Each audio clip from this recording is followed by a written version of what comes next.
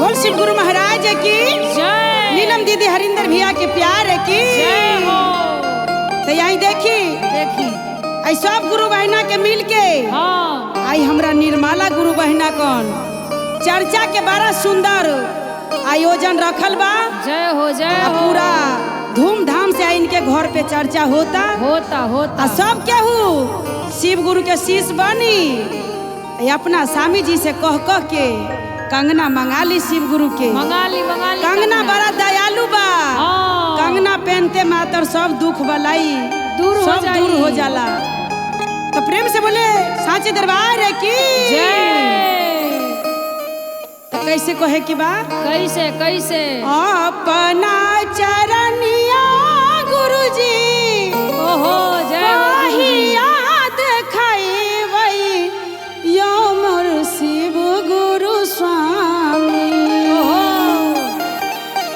अपना चरनिया गुरु जी कही याद खाई यो मोर शिव गुरु स्वामी अब दुखवा सहलो ना जाए यो मोर शिव गुरु स्वामी अब दुखवा सहलो ना जाए हो मोरे शिव गुरु स्वामी।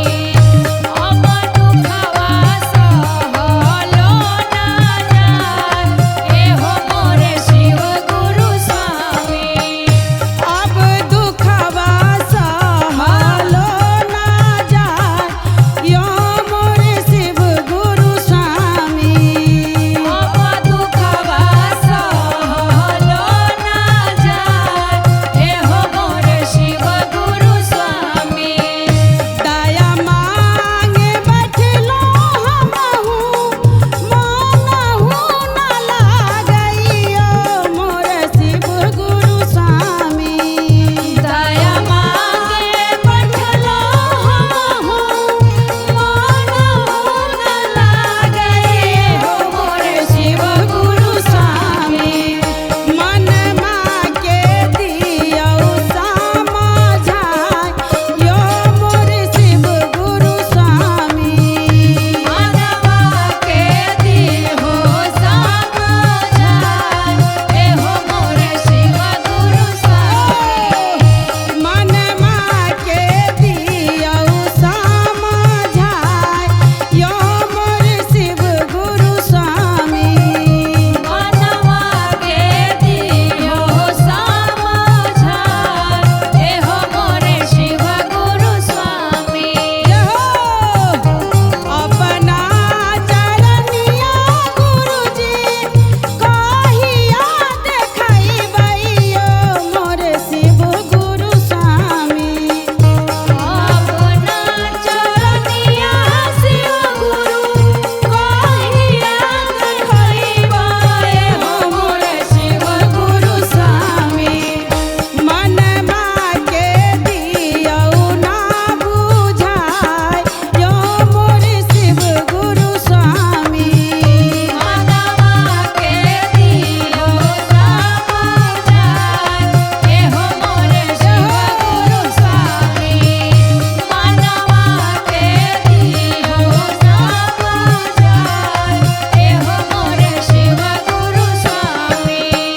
और कहतरी कैसे बेचारी घर में सबके बुला के आ चर्चा करावत दिया आ झरझर आँख से लोर गिरता कि शिव गुरु सबके महान बनैली तनी हमरो पर दया करी जे हमहू चर्चा करान जय तो हो कहतरी शिव कैसे कीजिए। चर्चा करे बैठलो गुरु जी मन नाही लागइयो मोर शिव गुरु स्वामी मन माके दियौ समझाय यो मोर शिव गुरु स्वामी मनवा के दिहो समझाए